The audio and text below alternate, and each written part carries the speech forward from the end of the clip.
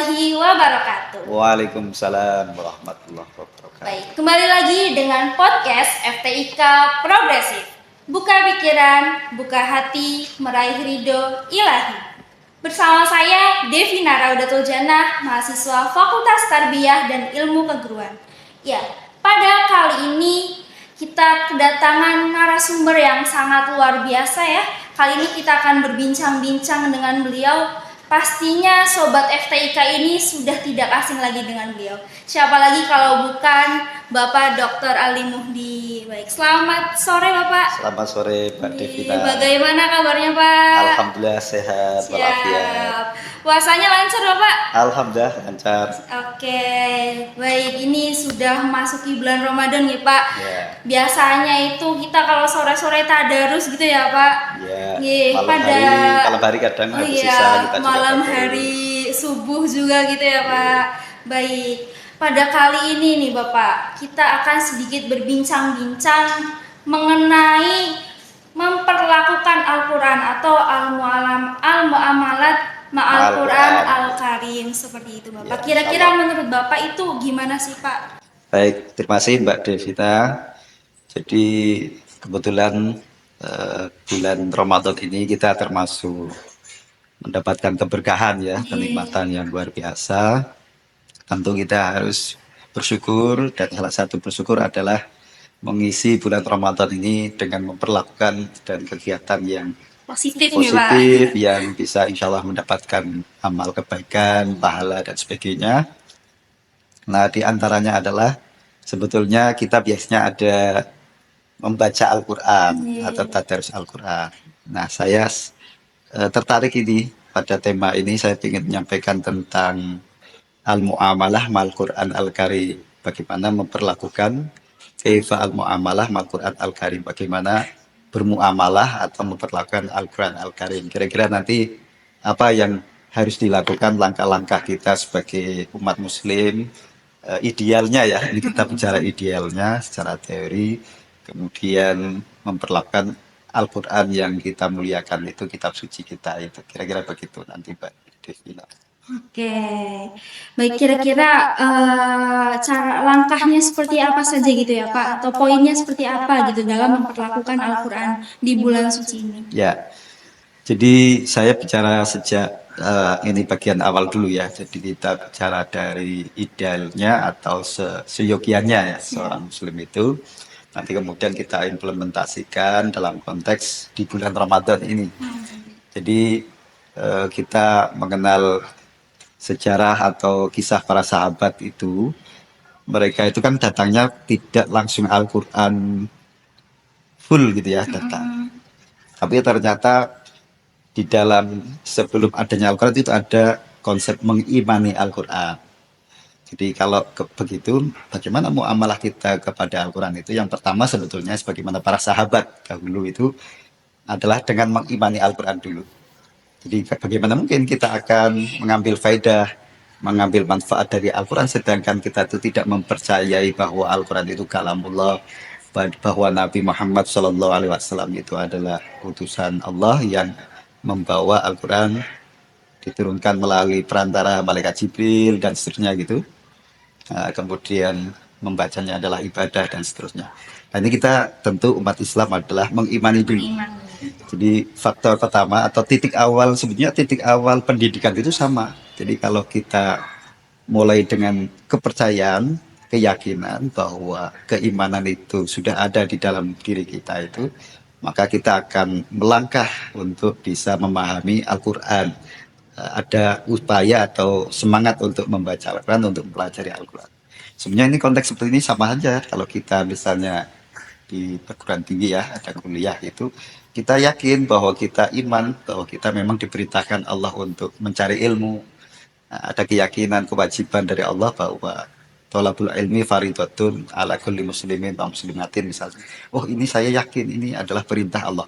Tentu kuliahnya juga nanti akan semangat. Nah, itu juga mempengaruhi. Jadi keyakinan yang pertama itu, Mbak.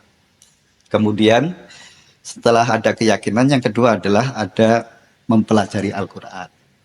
Maka ada hadis itu ya, khairukum man ta'allamal Quran. Sebaik-baik kalian atau kita umat Islam adalah man ta'allam Al-Quran, yang mempelajari Al-Quran. Jadi memang tahapan-tahapan kita mempelajari tadi keimanan, baru kita mau mempelajari ta'allama.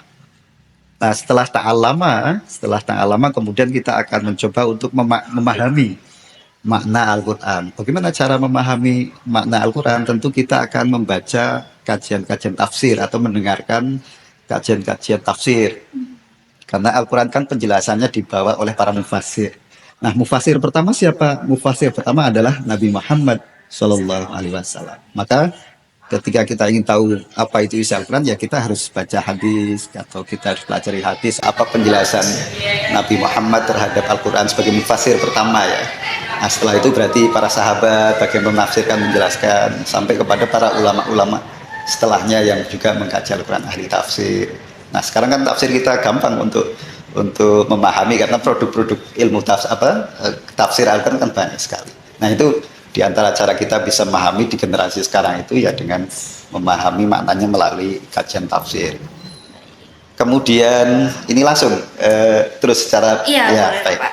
Baik, kalau sudah mengerti tentang memahami makna, maka yang berikutnya adalah tahapan merenungkan Al-Quran, mentadabburi Al-Quran.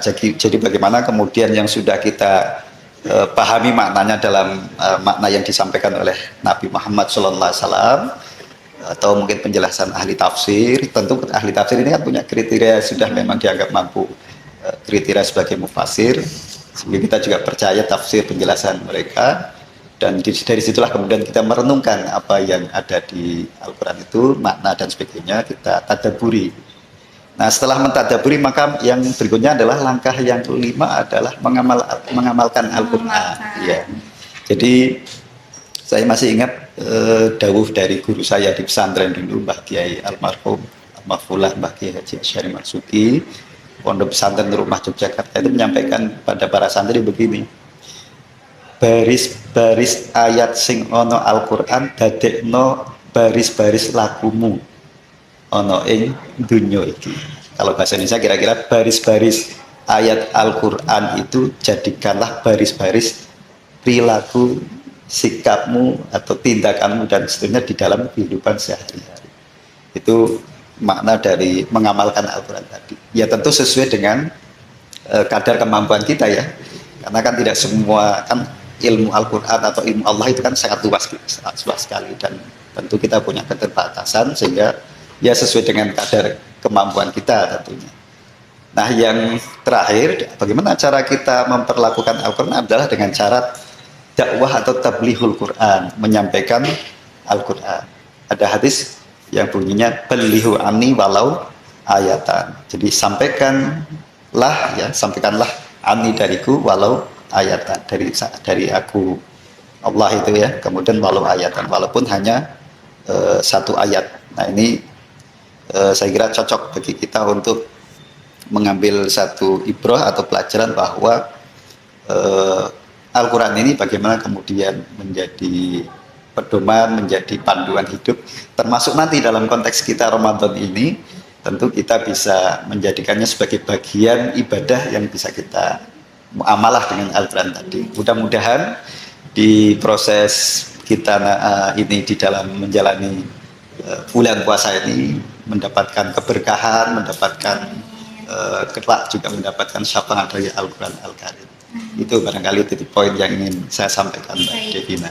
Pada bulan puasa ini kan, bulan puasa kita sering dengar ya bahwasanya bulan puasa itu bukan bulan yang biasa-biasa saja, melainkan seperti tamu yang sangat istimewa gitu ya Bapak. Yang bisa saya ambil tadi mengenai memperlakukan Al-Quran, bagaimana sih caranya kita memperlakukan Al-Quran gitu, langkah-langkahnya. Yang pertama adalah mengimani Al-Quran gitu ya Bapak. Betul. Kita mengimani dulu Al-Qurannya, kemudian setelah itu kita pelajari. Setelah itu baru difahami. Iya, betul. Seperti itu ya Bapak. Kemudian baru setelah itu kita renungkan bagaimana gitu. Kemudian baru kita amalkan gitu. Setelah diamalkan baru kita dakwah ya Bapak, berarti kita sharing gitu ya ke teman-teman. Wa'allama tadi ada wa'allama, kan tadi dari awal ada ta'allama, wa'allama, menyampaikan. Karena kalau kita sampaikan itu berarti kita memberikan